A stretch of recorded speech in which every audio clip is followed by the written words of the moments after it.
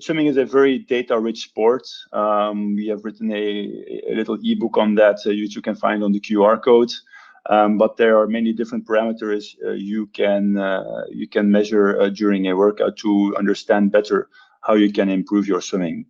First of all, of course, you want to understand what stroke you are swimming. We have 4 beautiful strokes in our sports: butterfly, backstroke, breaststroke, and freestyle.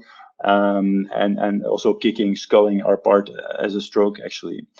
So it's very important to record this, especially if you're a stroke swimmer. You want to understand how many distance you have swum on that stroke. And that's the first very easy parameter to understand and track during your workouts. But of course, there are more specific parameters.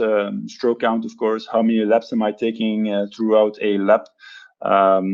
Breath count, how many times have I taken a breath during a lap, which is a very important physiological but also technical aspect to measure during the swim. Then you have stroke rates. I will go deeper into stroke rate a bit in the coming slides. But then, of course, you also have split times, which is very important, and the underwater time, the time you have spent after the push-off, after a turn, until the breakout, which has become in the last decade a very important weapon, or the last couple of decades, a very important weapon in our sports, to actually break out quite late and really capture some lead against your opponents if you are a very good underwater kicker. Then, of course, you have the time that you turn, which is the time you take to initiate your turn until you have pushed off the wall. And then, of course, another very important parameter to track is the internal load into your body, which is typically measured with heart rate during a training. We can see that a coach has a few things to focus on during a workout. There's a very nice presentation of Bob Bowman, the coach of Michael Phelps, which you can find through the QR codes, where he actually says there are 3 main aspects that a coach should focus on during a workout. The first there is registering times and anything related to biomechanical data or just the things we just discussed, just registering data and times during a workout. The second is have an eye for technique, provide feedback on technique to your swimmers. And then thirdly is mental coaching or motivating your swimmers throughout the workout. These 3 aspects are the 3 main aspects we also believe are the most important aspects that a coach should focus on. But we believe that there are some challenges there for coaches to combine these 3 main aspects, and we will go into that in a little bit further. But first, let's go into technique in the next slides and see how we can collect data there. The most common way to do this, and we believe this is still the best way to do this, is through video analysis. Here you can see a very nice picture of the silver medalist in the 100 freestyle and one of our ambassadors, Peter Timmers.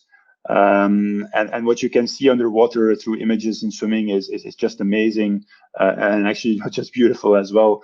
But if you see what you can improve and provide as feedback to swimmers in this way, this is, in our opinion, the best way still to date to provide an athlete the context of how he or she should swim technically during a workout. It's very important to provide this feedback and to give the athlete as much as accurate data as possible. And we believe by providing graphs or numbers, it's quite hard for an athlete to understand how to move better through the water.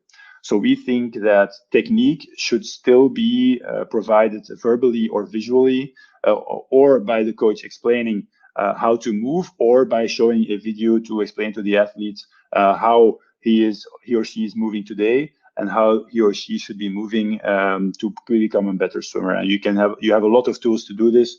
You can buy a little camera to do this. And there are very interesting studies also that show, you can see them through the QR codes, that show how to actually do this cognitive feedback to athletes, because how it actually works is a swimmer does a certain movement, and if you provide the feedback, they're able to correct this movement and adjust their cognitive input, so they actually have better signals going to their muscles and so they can move better. So that's really what we believe, and what is generally also the main way to approach technical feedback in swimming. And we believe this is still the best way to do this. But in general, we see that quite a lot of coaches have to spend their time on collecting the data during swimming, and also very commonly have no more time left, or spend little time on technique or motivation on a general daily basis. Typically, technique is for some quite a lot of coaches something that goes to the background, because, as you see in the picture to the right, collecting that data today is still a very cumbersome and manual process. We believe that we should find a way to actually provide coaches with technology that helps assisting in collecting this data during a workout. Because then the collecting data aspect of sports or of coaching can be a little bit less, and you can focus more on technique and motivation, and you have a more balanced way of approaching your workouts. Some coaches also choose to collect less data during a workout, so they can focus more on technique and motivation, which is a great approach to actually have a good balance between the three. But we also believe that by doing that, some opportunities are lost in collecting data in the long term. Sometimes you want to go back and see what has been performed during a certain set. Some coaches ask swimmers to remember their own times and keep a training log, which is a very good process to teach athletes to create awareness about their workouts.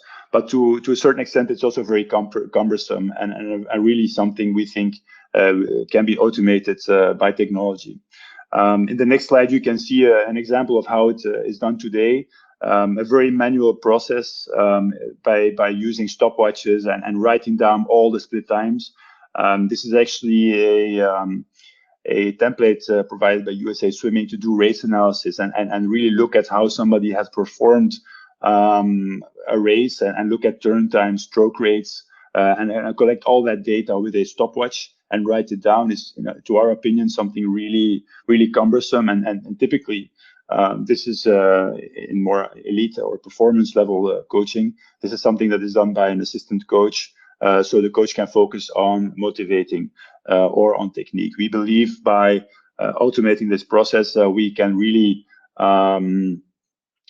provide more time for coaches to focus on other things rather than collecting data, which is a very low value add way for a human being to do. We think technology can take this over. Collecting data with sensors.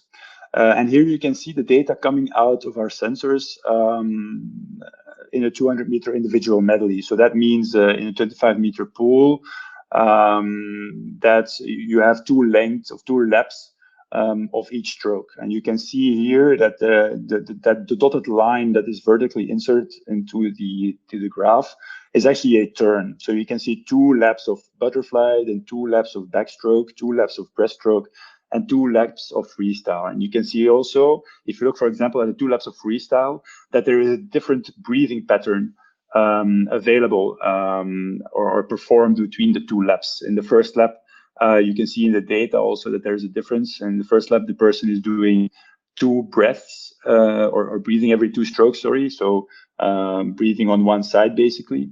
And in the second lap, the swimmer is breathing every 3 strokes, so alternating sides. If you want to read the paper, it was published in 2014. You can find it through the QR code. It also talks a little bit more about the technology used and the technology behind measuring this data. And what we have found in research in the years after that, but really from the start of our company forward, is that the information that is included in this signal, if you use the right algorithms and machine learning algorithms to find what is going on in swimming, you can really use this as a tool to automate your data collection. And that's exactly what we are doing with SwimTracks. We have created a tracker that uses this technology in the past years. And you can show it in the next slide. It's a tracker that you can place on the side of your head. So here you can see Peter Timmers, our ambassador, who is wearing the swim tracker just behind his goggles on the temple of his head. It measures heart rate there, but it also collects all these parameters that we've spoken of before in the presentation in an automatic way. You can see more information on the device through the QR codes, but really what it does is it streams the data during a workout to a tablet. You get all the information of your swimmers during the workout in a dashboard. So you can see what stroke type they are performing. You can see their stroke rate. You can see their pace time. You can see how many strokes they have done that lap. You have information about stroke quality through, for example, a stroke index. But you can also measure their heart rate in real time. You can measure their turn times for every turn they're taking.